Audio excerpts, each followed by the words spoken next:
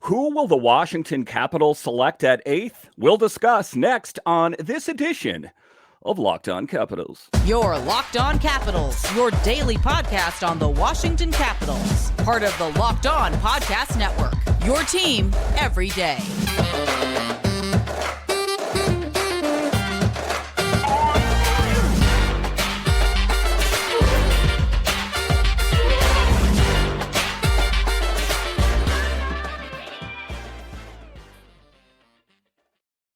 Well, hello and welcome into this edition of Locked On Capitals.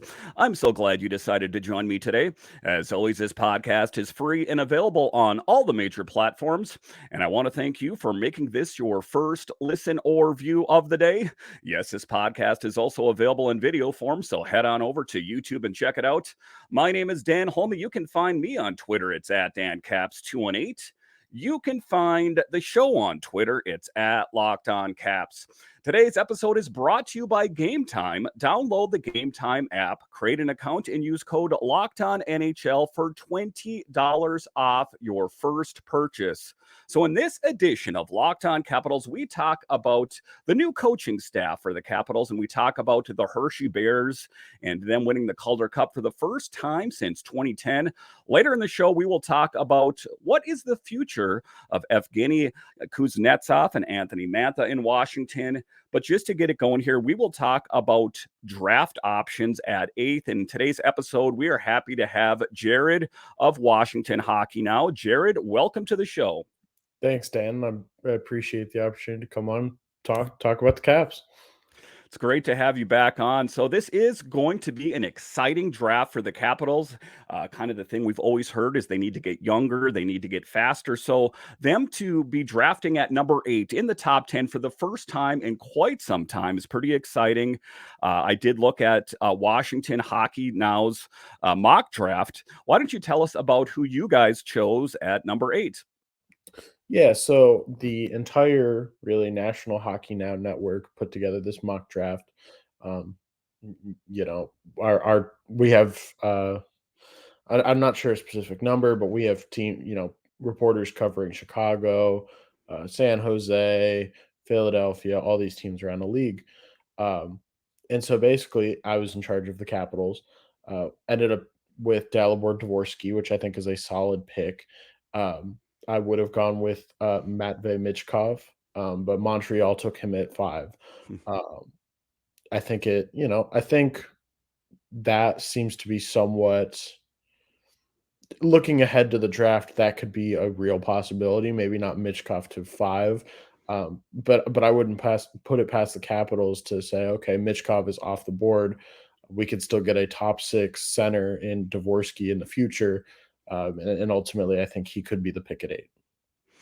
And one of the things that Ross Mahoney has said is that what they're doing is they are going to draft the best possible player. They're not necessarily going to draft by position. They talked about years ago how they had selected Varlamov and Michael Neuwirth just because there were 2 great goalies in there. So, and then if you can stockpile assets, then you can use those as trade pieces, and Brian McClellan can do those kind of things on that end of things. But it is exciting. Matvei Michkov, an interesting character. We heard a lot of different things, that he was kind of elusive to different teams out there.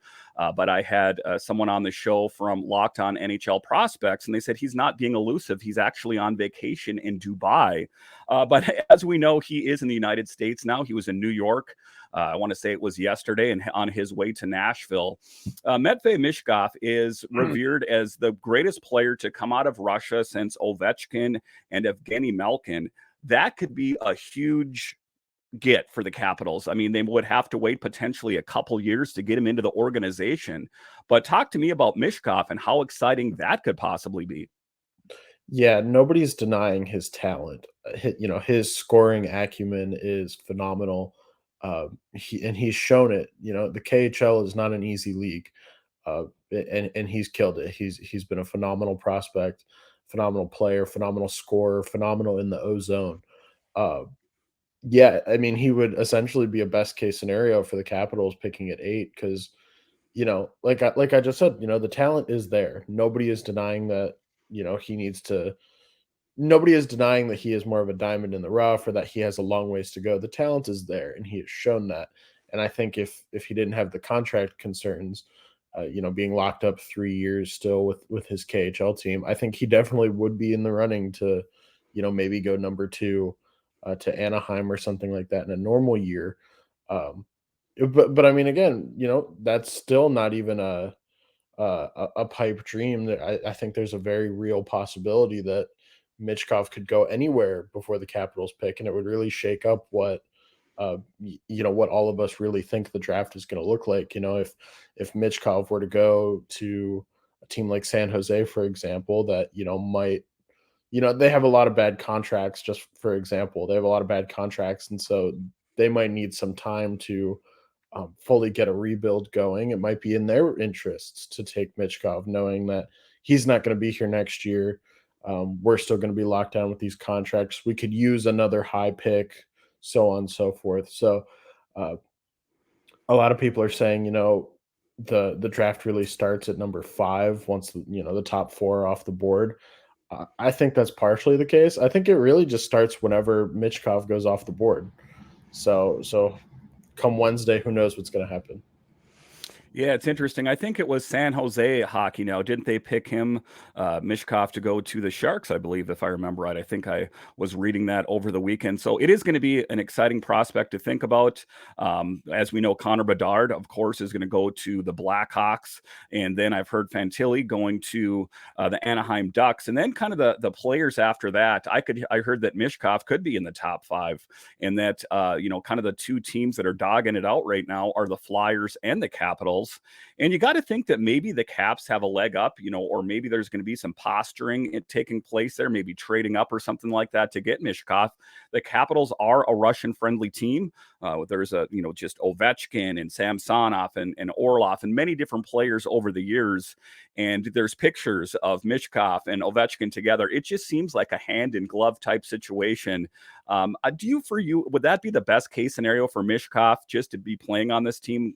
Rumor has it that he actually has talked about coming to the Capitals. What are your thoughts on that?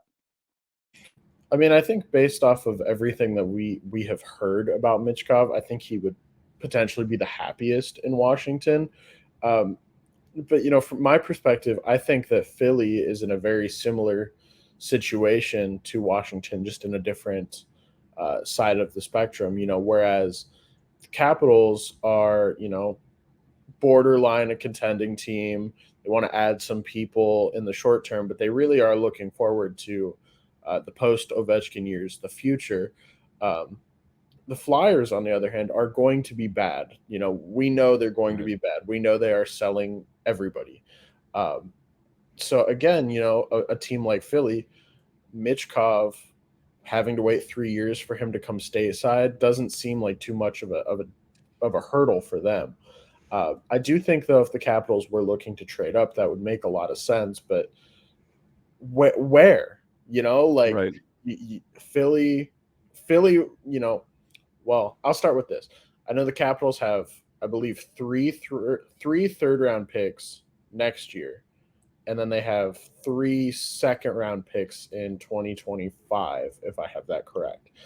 So they have, some pieces that they could use to move up, but it really just depends on who, if they do want to trade up, is going to give you the best value in terms of, you don't want to sell all these future picks just to move up 1 or 2 spots, unless you think Michkov is the next Ovechkin, for lack of a better term.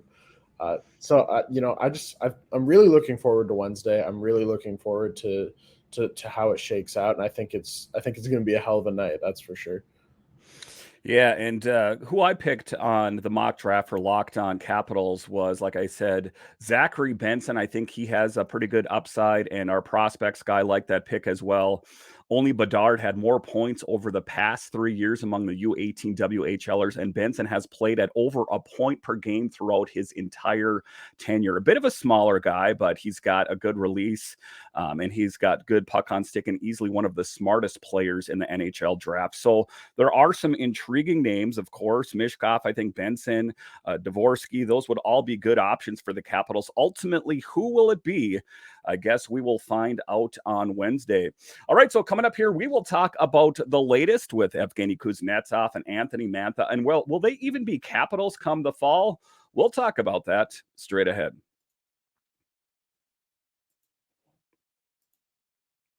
Buying tickets to your favorite event shouldn't be stressful. Game Time is the fast and easy way to buy tickets for all the sports, music, comedy, and theater near you. With killer deals on last minute tickets and their best price guarantee, you can stop stressing over the tickets and start getting hyped over the fun that you'll have.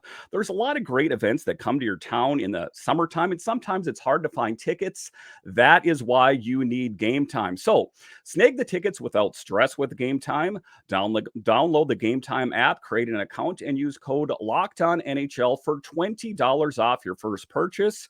Terms apply. Again, create an account and redeem code LOCKEDON NHL for $20 off. Download Game Time today. Last minute tickets, lowest prices guaranteed. All right, welcome back into this edition of Locked On Capitals, part of the Locked On Podcast Network, your team every day. Make sure and subscribe or follow Locked On Capitals wherever you find your podcasts and on YouTube. I have a lot of great guests lined up for you this summer, like today, for example, Jared from Washington Hockey Now. So in this next segment here, we are going to talk about Evgeny Kuznetsov to start off here. As we know, there was the talk that he wanted out of D.C., and that's what it was said. There was a report from Russian media saying that he wanted out of D.C. And then on breakdown day, he didn't really comment on it too much. It was kind of a no comment thing. And, if someone said that I had said something that was pretty outrageous, if they asked me about it, I would say, no, I didn't say it. I didn't say it. So to kind of pretty much answer the question by saying no comment is a bit suspect to me. So taking a look at Kuznetsov, I think there was a bit of a disconnect between Laviolette and Kuznetsov. I do think that potentially they might have a better shot between Carbery and Kuznetsov. And being that we owe Kuznetsov a ton of money, it would only stand to reason for me that they should give him one more year at least. What are your thoughts on Kuznetsov? Yeah, I think you kind of hit the nail on the head to an extent. I don't anticipate the Capitals being very busy this offseason, but I mean, I've been proven wrong plenty of times. So, keeping a Kuznetsov who, yeah, he's coming off a down year, but, in years prior, you've seen the production. The production has definitely been there. Keeping him around, especially as Ovi is chasing the scoring record.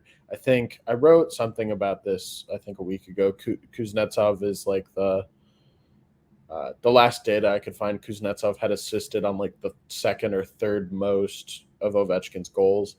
It doesn't hurt to keep a guy like that around because even if his production tapers off, he has the familiarity with Ovechkin. And Ovechkin scores goals, and that's how you win games.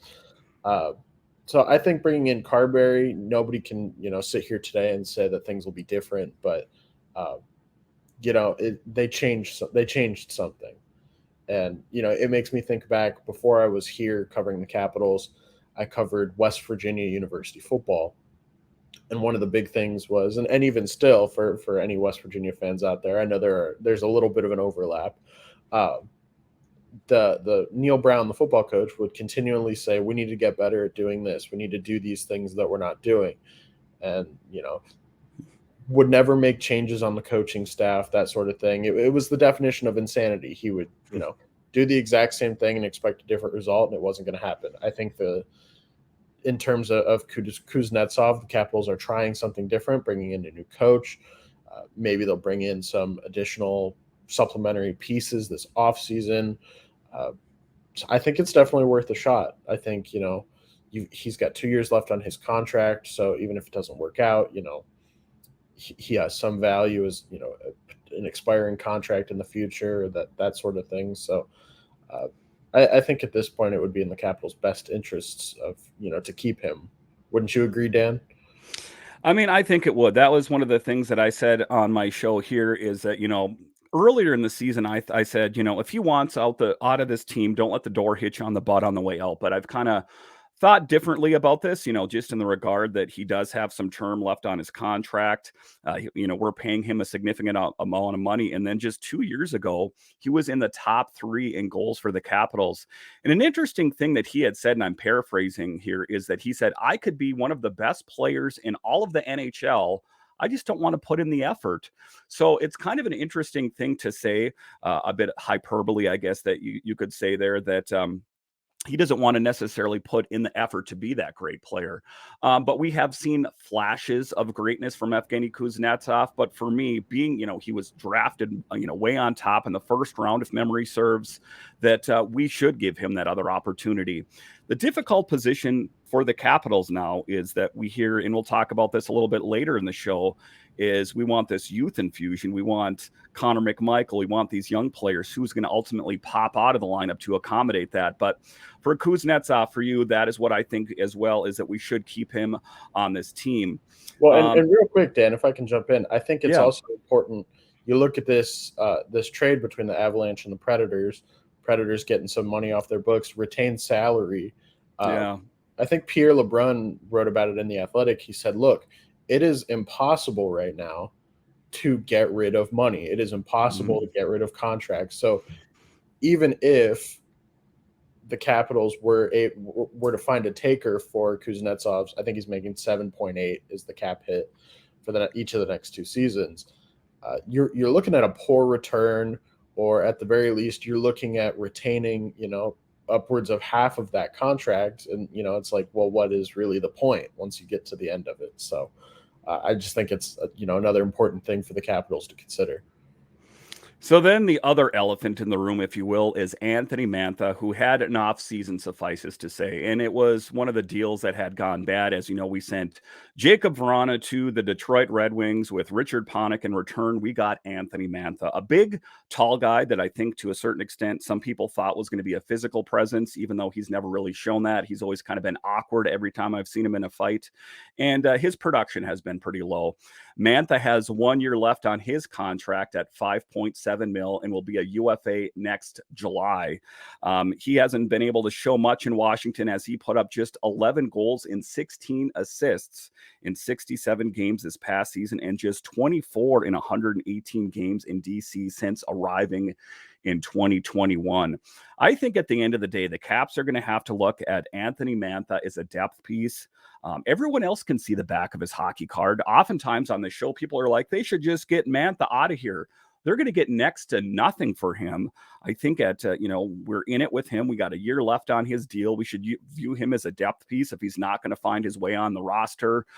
Just because unless you kind of bundled him in a package, kind of the same way that the Capitals got Craig Smith from the Bruins, I think that that's ultimately what happened. Is they're like, you want to make this trade with us? Well, you're going to take Craig Smith off the books for us.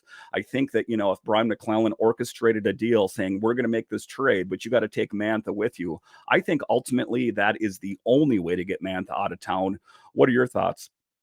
I think he's in a similar position to Kuznetsov of, you might as well, the reports were that there aren't many potential buyers for Mantha.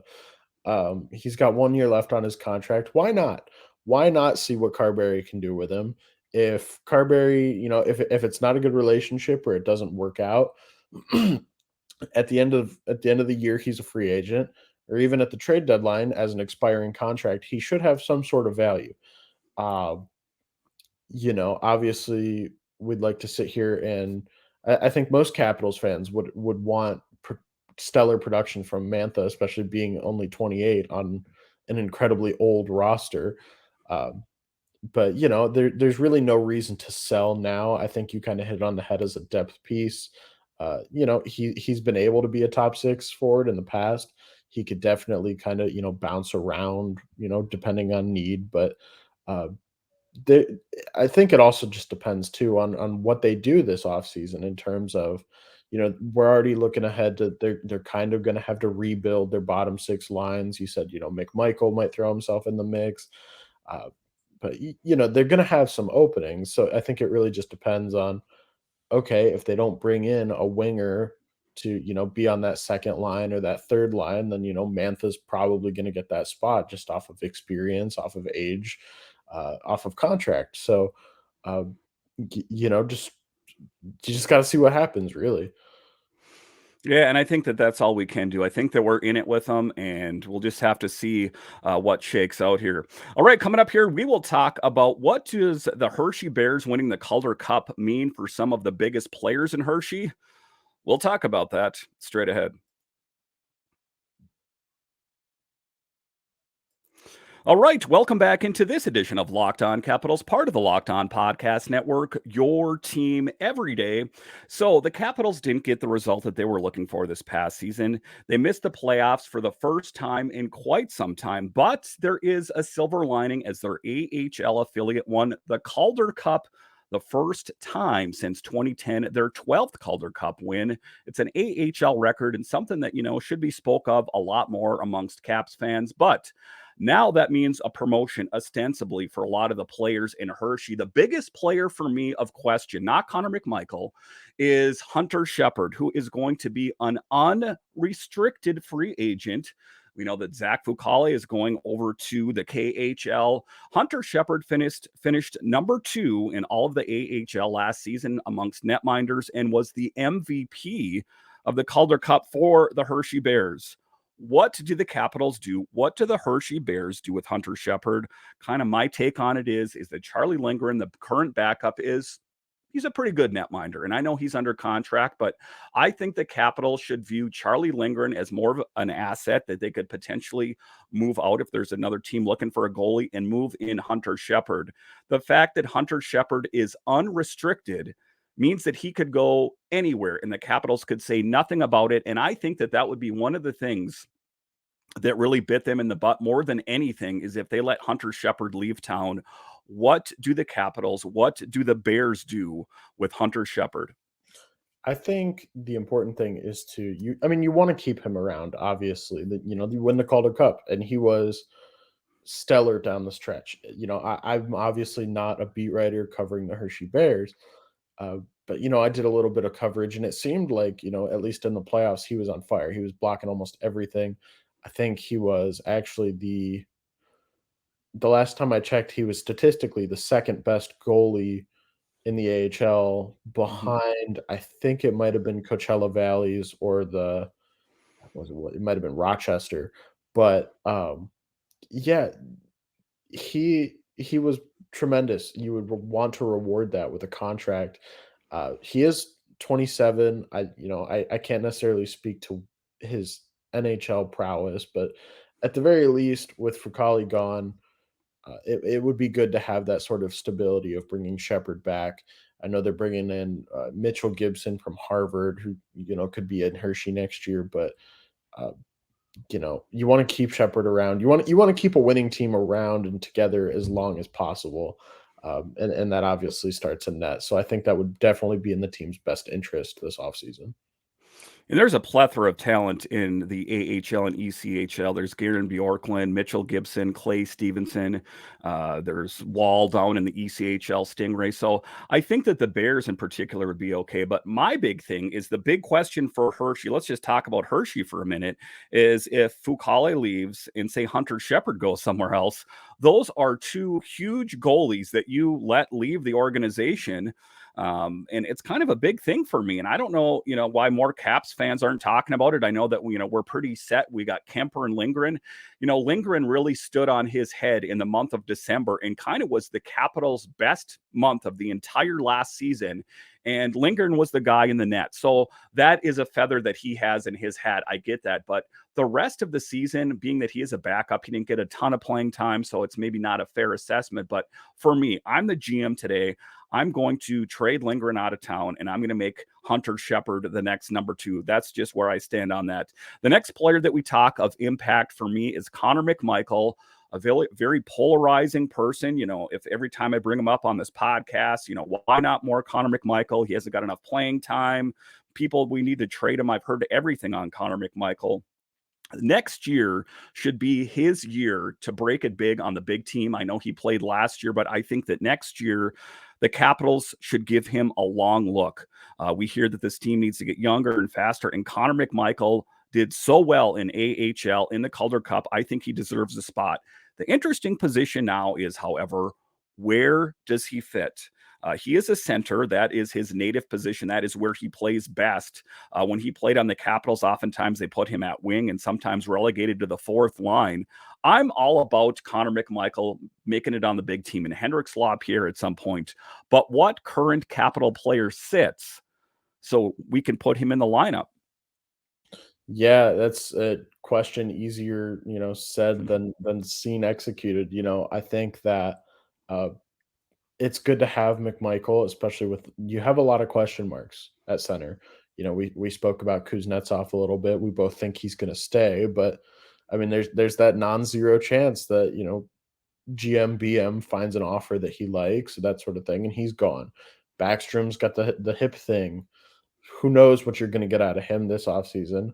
And it's like, okay, or I'm sorry, who knows what you're going to get out of Backstrom this coming season? It's like, okay, if those two are out of the picture, you've got Strome and who else? So, I Yeah. mean, yeah, you got Strome, Kuznetsov, Backstrom, and Dowd. I mean, Backstrom, I guess Kuznetsov gets traded out. There's some possibilities, but as we are recording this in late June here, there's no opening, shall we say. Yeah. And I mean, I think you have to find a player like McMichael at this point. If you want him to be a part of your future, you got to find a spot for him, whether it's on the wing, whether it's on center. He needs those consistent NHL reps. Uh, you know, I, if it were up to me, I would potentially try and look to move someone specifically so that Connor Michael could get reps at his native position. But who knows? And then, at the same token, it's like, okay, a year from now, what do you do with Hendrix Lapierre? Because you're going to be in the exact same situation. I mean, Backstrom will be a year older. You might have a little more clarity on that situation, but this is a situation that the Capitals will find themselves in into the future. So, uh, who knows? But I did want to mention real quick though. I thought it was very poetic that in the last game of the Calder Cup Finals, Game 7, both Connor McMichael and Hendrix Lapierre Yeah. scored. Yeah. That's awesome, especially because it's like it's almost like a okay, we've accomplished all we can accomplish here. What's next? And obviously McMichael is probably going to get more of an opportunity than Lapierre this coming season, but it's just I just think it's wild. It's very cool to see, hey, what's next for those guys. Yeah, and that put a smile on my face when I saw that because that is the future of the Capitals. At some point here, as we know that there's not going to be anything major happening until Ovi hangs up the skates. Another player that is poised for bigger things, got a new deal, was Ethan Frank. 30 goals, led the team in goals this last season for the AHL Bears. Killed it in the AHL All-Star game, fastest skater. I think on paper they have a really great player in him as well. Listen, to wrap it up here, we will talk about Carbery here. What are your thoughts on Spencer Carbery? For me, I think that it's what the Capitals need. It's this head coach that's not opposed to playing young players. That's what we hear anyway, that Laviolette and a couple coaches before him, Barry Trotz, were reluctant on playing younger players. Peter Laviolette debunks this, saying, you didn't obviously see my roster in Nashville then. For you, is that an exciting thing for you to see Spencer Carbery at the helm? He's got a rapport in AHL Bears and the Stingrays down in the ECHL. Is this just what the doctor ordered? Yeah, it seems like a perfect fit. Obviously familiar with the Hershey Bears, familiar with the organization. That's a big one. He's got the NHL experience. He thrived running Toronto's power play. So he has the experience with the NHL guys. He has the experience with the AHL guys. He's young, so he has this interest in playing younger players. It is exactly what the doctor ordered. The Capitals need to get younger.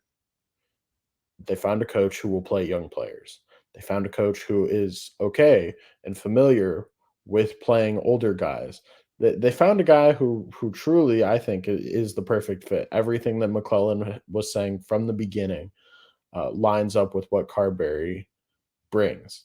And I think it's also important to note that they're keeping in Scott Allen, they're keeping Scott Murray, two assistant coaches, bringing in Mitch Love. So there's some sort of continuity in that aspect that'll be good for the older guys, the NHL lifers. Bringing in Love, who really was one of the hotter candidates, one of the hotter coaching prospects this offseason to run the defense. He is widely regarded around the league, and so you still have one more opening, I believe, on the Power play. Power play. Yes, power play. That's right.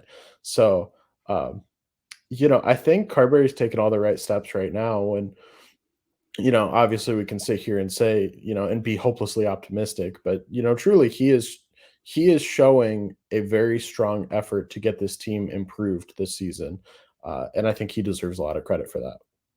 Yeah, it's going to be exciting with Mitch Love. The one thing I will say is that team, at least in the coaching ranks, will not lack intensity. When I pull thumbnails for this show and I'm pulling up a thumbnail for Carbery, every picture is there's veins sticking out of his neck or his forehead and his jaws clenched. And then you hear that Mitch Love was a pest and an instigator in his playing days. So it is going to be exciting, suffices to say. Listen, Well, Jared, I want to. What's real up? quick, and I crack up too because I wrote a story about Mitch Love when he spoke with the media, I believe I think it was Friday, and I posted a story, and somebody in the comment section said, the only traits you need to be on Carbery's staff is to be bald. Yeah, and young. I mean, at 41 years old, I don't remember how old Mitch Love is off the top of my head, but I remember that Spencer Carbery is 41, which, if you're listening to this in your 20s seems ancient, but being 46 for me, it doesn't seem like it's that old. Jared, thank you once again for joining us on this edition of Locked On Capitals. In our pre-interview there, you were saying that you are going to be covering the draft in Nashville. That is huge. Talk to us a little bit about that. Yeah, so I will be leaving for Nashville Tuesday night, flying straight to Nashville. I'll be there every day, flying out what Thursday or Friday. Draft is Wednesday, Thursday, so I'll be flying out Friday. If you see me, say hello. Let's grab a drink. Let's grab a bite. Let's talk about the Capitals. I've only been covering the Capitals for about 2 months now, but I'd love to meet some people and so if you see me, say hey. But you could follow me on Twitter at JaredSerre or at WSH Hockey Now. That's how you'll find the latest updates from me in Nashville. And yeah, I'm just really excited to be there. First Capitals top 10 pick, since 2007. It's going to be a hell of a week for sure. And we look forward to your coverage, and everyone check that out on Washington Hockey Now. Always a wealth of Capitals coverage. And once again, thank you for joining us on this edition of Locked On Capitals. And are you a fan of other DC sports? Well, Locked On has got you covered. We got Locked On Nationals, Wizards, and Commanders. So no matter what major DC sport, Locked On has got you covered. Once again, thank you for joining me on this edition of Locked On Capitals, part of the Locked On Podcast Network, your team every day. My name is Dan Holme, and I'll talk to you again next time.